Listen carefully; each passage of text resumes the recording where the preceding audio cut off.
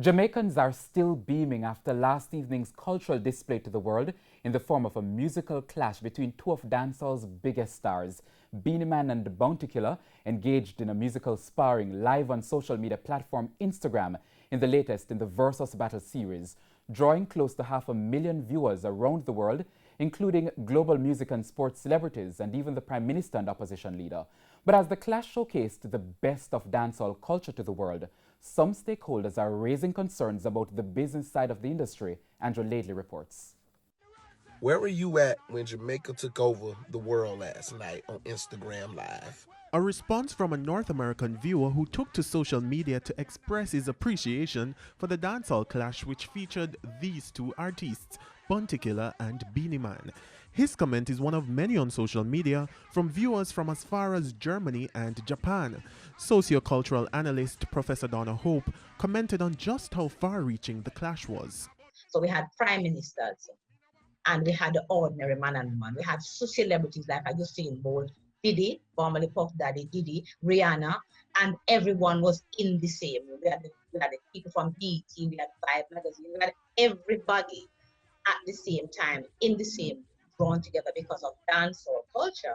She says the clash showed that dancehall culture is not dead, but it also revealed that the industry has untapped potential. People are still unaware of many of the internal cycles of Jamaican dancehall culture, and so it is still fresh to many and has a lot of potential to reap economic rewards for all the persons and for brand Jamaica and Jamaican culture going forward. Jamaicans here at home said they too felt a sense of national pride. We really like the entertainment and the culture of Jamaica, dancehall music, what the man them really bring out. Well, it was a very vibrant clash, you know. The artists represented well. Them still have it, you know. All the time, you can see them still have it. The publicity with them gain through the social media, Instagram, post, and you see, a live get so much viewers. Nearly 1 million at one point. Yeah, the clash going good, but Beenie can't manage the killer. No time.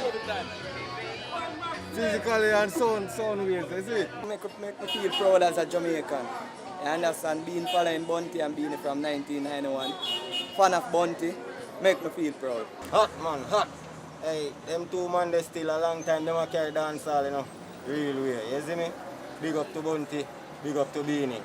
My favorite artist was Beenie Man because he go on with himself. And when he do he dance, yeah.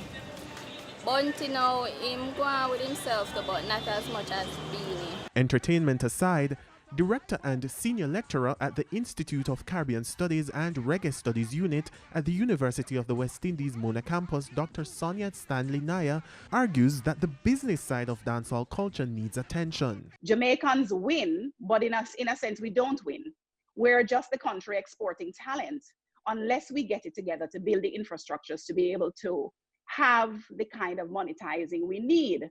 Why don't we have at Jamaica.net where this, clash would have been streamed live for us to have $2 pay-per-view, 3.7 million as the, cumulative number last night, we would have been able to take home most of that money. But in terms of the value chain, where value added is concerned, we are not the ones making the most of the money. But she notes that it has to be a joint venture, including all the major stakeholders. The public-private partnerships are key. Let's get it together to put the structures in place. What do we need? We need a framework for a sector that's built. We need the framework for a sector that can benefit in terms of royalties. People need to have membership in professional organizations.